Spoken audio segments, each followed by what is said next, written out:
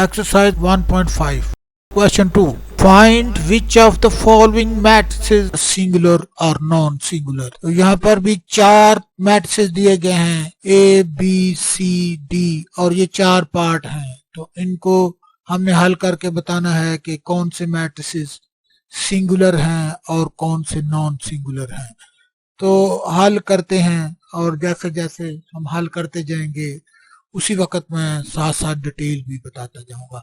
तो सबसे पहले पहला पार्ट क्वेश्चन 2 का पहला पार्ट हल करते हैं।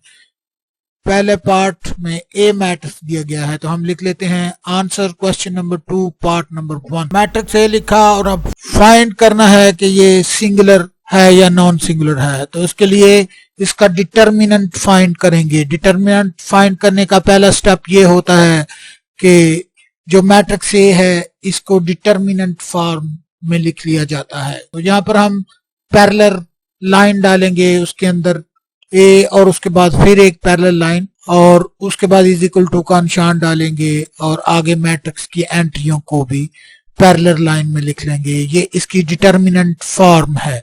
डिटर्मिनेंट फॉर्म निकालने के बाद इसका डिटर्मिनेंट लेंगे, हम इसका डिटर्मिनेंट फाइंड करेंगे। डिटर्मिनेंट फाइंड करने के लिए ये वाली एंट्री इससे मल्टीप्लाई हो जाती है।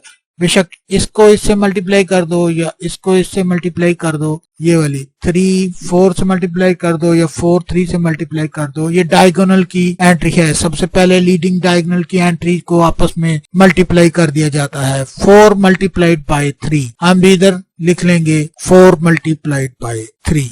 उसके बाद माइनस का निशान डालते हैं और ये वाली एंट्री इससे मल्टीप्लाई कर देते हैं 2 मल्टीप्लाइड बाय 6।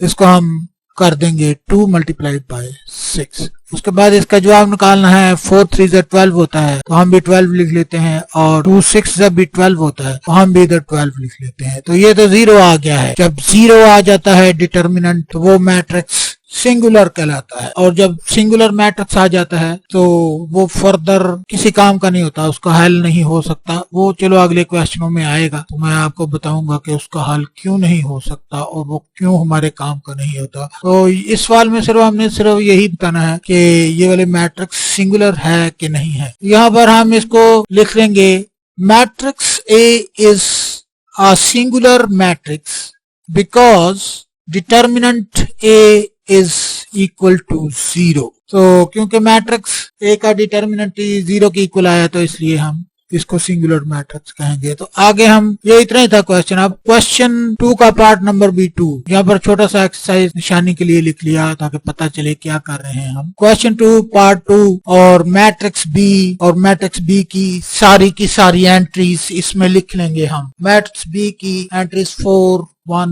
3 2 है। सबसे पहला स्टेप इसको डिटर्मिनेंट फॉर्म में लिखा। डिटर्मिनेंट फॉर्म क्या होती है? पैरेलल लाइनों के अंदर लिखना होता है मैट्रिक्स बी को और मैट्रिक्स बी की एंट्रीज को भी पैरेलल लाइन के अंदर लिख दिया। उसके बाद डिटर्मिनेंट फाइंड करना है तो 2 मल्टीप्लाइड बाय 4 उसके बाद -3 मल्टीप्लाइड बाय 1 ये वाली एंट्रीज का प्रोडक्ट, ये वाली डायगोनल एंट्रीज का प्रोडक्ट इसका और इसका और माइनस इसका और इसका प्रोडक्ट माइनस कर देंगे।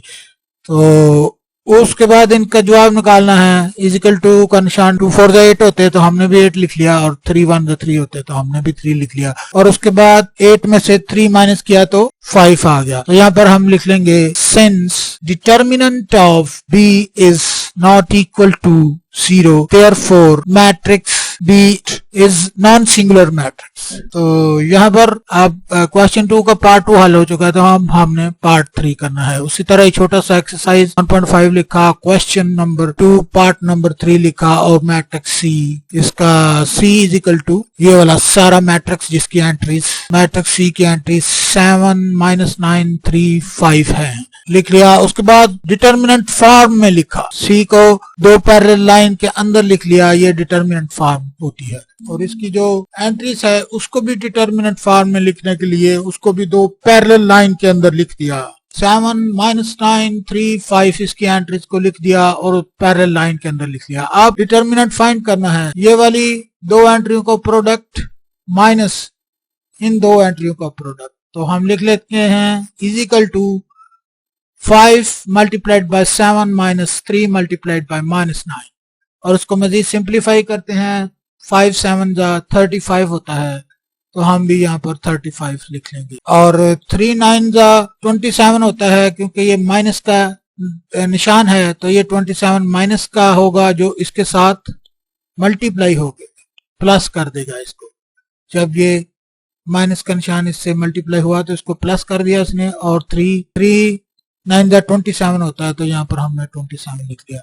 तो इन दोनों को जब ऐड किया तो 62 आ गया। 35 प्लस 27 62 होता है। तो यहाँ पर हम लिख देंगे कि ये वाला निशान सिंस का है या बिकॉज का है।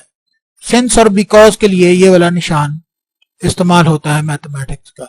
आपको इंट्रोड्यूस कराने के लिए इसी क्लास में मैंने ये निशान इस्तेमाल करना शुरू कर दिए हैं, ताकि आपकी अंडरस्टैंडिंग हो जाए, और अभी जब चाहिए होंगी तो उस वक्त तक आपको अच्छी तरह अंडरस्टैंडिंग हो जाए। ये सिंस या बिकॉज का निशान है। बिकॉज डिटर्मिनेंट, ये इस तरह भी डिटर्मिनेंट लिखा जा सकता है, DET, determinant of matrix C is not equal to 0, therefore, ये देयरफॉर का निशान है, ये वाला 3 डॉट से जो, और इस डॉट का मुंह ऊपर को है, इसकी जो एज है वो ऊपर को है, इसका नीचे, इसका मतलब बिकॉज। तो यहाँ पर हम लिखेंगे therefore matrix C is non singular matrix. अब हम एक्सरसाइज 1.5 का क्वेश्चन नंबर 2 का पार्ट नंबर 4 हल करेंगे। D is equal to D matrix की सारी एंट्रीज यहाँ पर हम लिखेंगे 5 -10 -2 और 4 इसकी एंट्रीज हैं, यहाँ पर लिख दी। और अब इसको डिटर्मिनेंट फॉर्म में लिख दिया। पैरेलल लाइन के अंदर D को लिखा और उसके बाद इसकी एंट्री को भी पैरेलल लाइन के अंदर लिख दिया। 5 -10 -2 4। और अब इसका डिटर्मिनेंट ले लेना है, इज इक्वल टू का निशान डाला, इसको इससे मल्टीप्लाई कर दिया। ये डायगोनल एंट्री का प्रोडक्ट लिया, उसके बाद माइनस के बाद इन दो एंट्री का प्रोडक्ट लिया। तो लिख लेते हैं 4 मल्टीप्लाइड बाय 5 -2 मल्टीप्लाइड बाय -10। तो जब इसको मजीद सिंप्लीफाई किया तो 4 5 20 होते हैं, तो हमने भी 20 लिख लिया। और उसके बाद ये वाला माइनस का निशान है, ये वाला भी माइनस का निशान है, ये दोनों आपस में जब मल्टीप्लाई होंगे तो ये प्लस हो जाएंगे। तो यहाँ पर भी, यहाँ पर हम लिख लेंगे वो ये वाले दोनों तो प्लस हो गए हैं और ये वाला निशान बाकी रहेगा, तो इसको हम माइनस का 20 लिख लेंगे। -20 और 20 -20 0 होता है, तो ये सिंगुलर मैट्रिक्स है। सिंगुलर मैट्रिक्स जिसका आंसर, डिटर्मिनेंट का आंसर 0 आ जाता है, वो हमारे किसी काम का नहीं होता, क्योंकि आगे उसका इनवर्स फाइंड नहीं किया जा सकता। तो बाकी आगे डिटेल में आगे बताऊंगा अगले सवालों में। तो फिलहाल उसने यही पूछा था तो हमने इसको बता दिया। यहाँ पर हम लिख लेंगे बिकॉज का निशान डालेंगे, because determinant D is equal to 0, therefore, ये देयरफॉर का निशान है, matrix B is singular matrix. तो यहाँ पर ये सारे क्वेश्चन हल हो चुके हैं और ये क्वेश्चन नंबर 2 हल हो चुका है सारा।